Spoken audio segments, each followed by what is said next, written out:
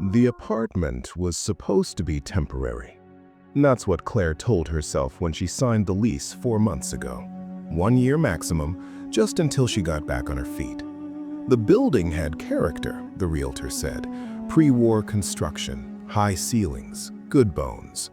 What the realtor didn't mention was that half the units were empty, that the elevator groaned like something dying, or that the hallways held a particular quality of silence that felt less like absence and more like waiting. Claire worked from home now, data analysis for a consulting firm, numbers, patterns, predictability. She liked predictability. After Ethan died, it was the only thing that made sense. The first time she noticed something off, it was Wednesday. She knew it was Wednesday because she always ordered Thai food on Wednesdays, had done so for 3 years, even before the accident. Routine was important. Ethan used to tease her about it, the way she color-coded her calendar, the way she needed things in their place. She was reviewing a spreadsheet when she heard footsteps in the hallway outside her door. Not unusual. Mrs. Kowalski from 4B sometimes shuffled past around this time. But these footsteps stopped directly outside her apartment. Stood there. Claire could see the shadow beneath the door, 2 dark ovals where feet would be. She waited. 30 seconds. A minute. The shadow didn't move. Finally, she stood and walked to the door, her heart doing something unsteady in her chest. She looked through the peephole. The hallway was empty. She opened the door anyway, looked left and right. The corridor stretched in both directions, dimly lit by bulbs that always seemed on the edge of burning out. Nothing. No one. Mrs. Kowalski's door remained closed. The elevator indicator showed it was down on the ground floor. Claire went back inside and locked it, checked it twice. Thursday, she worked late, or thought she did. When she looked up from her laptop, the sky outside had gone dark, but her phone said it was only 3:47 p.m. She checked the time on her computer. 3:47 p.m. She looked outside again. Definitely dark. December dark, the kind that came early, but not this early. She pulled up the weather app. Sunset, 5:23 p.m. She stared at the window for a long time, at her own reflection staring back. Behind her reflection, her apartment looked different somehow. The furniture in slightly wrong positions, the shadows angled strangely. When she looked at her phone again, it was 5:50 p.m., and the sky looked exactly the same as it had at 3:47. Friday, she saw him in the laundry room. Not Ethan. She knew it wasn't Ethan. Ethan was gone, had been gone for 6 months, his car folded around a telephone pole on a rainy October night. She'd identified the body. She'd scattered the ashes.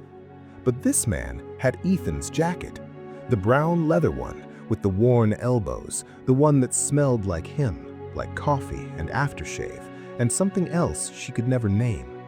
She'd donated all his clothes in November, couldn't stand to look at them anymore. The man was loading clothes into a washing machine, his back to her. The jacket creaked when he moved. "Excuse me," Claire said. He didn't turn around. "Excuse me?" she said again, louder. The man straightened, and for a moment she thought he would turn, thought she would see his face. But he just stood there, facing the wall, perfectly still. The washing machine's drum rotated slowly behind its glass door, around and around. Claire backed out of the room. When she came back 5 minutes later with her phone ready to record, the room was empty. No clothes in the machines, no one there at all. But the smell lingered. Coffee, aftershave, something else. She stopped sleeping well. Every night at 3:17 a.m., she woke to the sound of someone trying her doorknob. Just once, a soft rattle, metal against metal, then nothing. She started keeping a log on her phone. Saturday, 3:17 a.m., doorknob. Sunday, 3:17 a.m., doorknob. On Tuesday, she stayed up, sat in her living room with all the lights off, watching the door. At 3:15, she could feel it coming, like pressure building behind her eyes.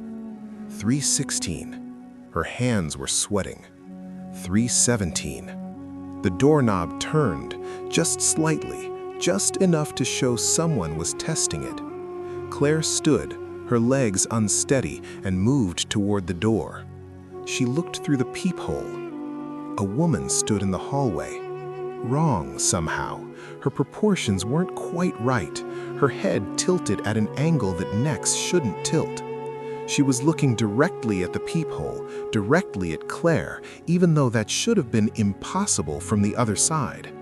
The woman smiled. Claire jerked back from the door. When she looked again, the hallway was empty. She called the building manager in the morning. Mr. Reese, a tired man who always smelled like cigarettes, came up to check the security footage. "There's no cameras on your floor. Budget cuts. We only have the lobby and the back exit." "Then how do you know who's coming and going?" He shrugged. "We don't." Wednesday, Thai food day. But when Claire tried to place her usual order, her phone told her it was Thursday. She checked her computer. Thursday. She checked the date on her wall calendar, the one she filled out by hand every month because she liked the certainty of it. Wednesday, December 11th. She'd crossed off yesterday, Tuesday, the 10th, before bed. Her phone insisted it was Thursday, the 12th. Claire sat very still. She tried to remember yesterday, Tuesday. She'd worked. She'd eaten. What had she eaten? She'd heard the doorknob at 3:17 a.m., but had that been last night or the night before? She opened her log. The last entry was Saturday, 5 days ago. She knew she'd written more. She remembered writing them. Monday, Tuesday, she'd written them. Hadn't she? The apartment felt smaller, or she felt larger, wrong in space, like a misaligned photograph. She'd catch herself standing in the kitchen with no memory of getting up from her desk. She'd find coffee mugs in the sink that she didn't remember using. Once, she found a note in her own handwriting. "Don't trust the time." She didn't remember writing it. She tried to go outside, but the thought of leaving made her chest tight. The hallway seemed longer each time she looked at it. The elevator button felt miles away. She'd stand with her hand on her doorknob, counting to 3, telling herself to just open it and walk to the elevator, ride it down, go outside into the real world where time was time and doors were just doors. She never made it past 2. On Friday, or what her phone claimed was Friday, she found the door. It was in the hallway between her apartment and Mrs. Kowalski's, an extra door that hadn't been there before. Same generic beige paint as all the others, same brass numbers, 4C. But there was no 4C. The floor went 4A, 4B, 4D, always had. Claire stood in front of it. She could hear something on the other side. Not words, exactly. More like someone trying to remember how to speak, syllables in the wrong order, breathing that didn't quite match human rhythm. Her hand moved toward the doorknob without her permission. The door was cold, so cold it burned. Her fingers wrapped around the knob and it felt like water, like touching nothing, like touching everything all at once. Claire. She spun. Mrs. Kowalski stood in her own doorway, ancient and hunched and concerned. "Don't open that one, dear." "What is it?" The old woman's eyes were very bright, very awake, too awake for someone who was supposed to be 93 and half deaf. "It's been there since the beginning, for people who aren't quite ready to leave." "Leave where?" But Mrs. Kowalski was already closing her door, shaking her head sadly, like Claire had failed a test she didn't know she was taking. Claire went back to her apartment. She locked the door, checked it 3 times, 5 times. She couldn't remember if 3 was right, or if it had always been 5. Her calendar showed December 11th, Wednesday. Her phone showed December 18th, Wednesday. She'd lost a week, or gained one, or was living in both, or neither. She tried to remember the last time she'd seen another person, real, solid. Not Mrs. Kowalski, who probably was dead. not the man in Ethan's jacket, who definitely was. Her laptop was open to a spreadsheet. She'd been working, numbers in careful rows, but when she looked closer, they weren't numbers, just shapes that looked like numbers, patterns that looked like patterns. The doorknob rattled. She checked her phone. 3:17 a.m. But sunlight was coming through her window, or something that looked like sunlight. The doorknob rattled again. This time, Claire stood up, walked to the door. Her hand was steadier than it should have been. She looked through the peephole. Ethan stood in the hallway. Not wrong this time, just Ethan. His hair messy the way it got when he slept, his eyes tired but kind. He was wearing the brown leather jacket. He saw her looking. He smiled, the small, private smile that had been just for her. He held out his hand. Behind them, the hallway stretched into darkness that had no end, but his hand was steady, real. Claire's fingers moved to the deadbolt. Mr. Reese found the apartment empty 3 days later, or maybe it was 3 weeks. The calendar on the wall showed December 11th. The coffee maker was still on, the pot burnt dry. All her belongings were there: clothes, laptop, phone charging on the counter. Just no Claire. The door to 4C was closed, as it always was, as it had been for 40 years, ever since a young woman named Sarah disappeared from 4A. Before that, a man named Michael from 4B. Before that, others.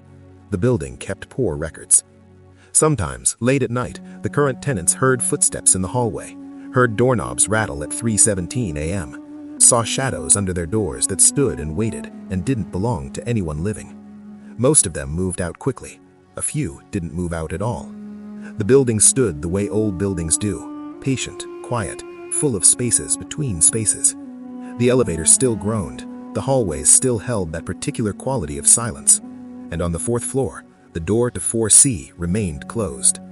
Inside, or perhaps outside, or perhaps in some place that was neither, Claire walked through darkness that felt like home. Ethan's hand was warm in hers. Behind them, she could hear others, footsteps keeping pace, voices trying to remember words. She didn't look back. After all, she'd always preferred routine, and this, in its own way, was just another kind of pattern, another set of numbers that almost added up, another quiet hour that stretched and never quite ended. The important thing was not to question it. The important thing was to keep walking. The door to 4C, in its patient way, waited for the next person who wasn't quite ready to leave.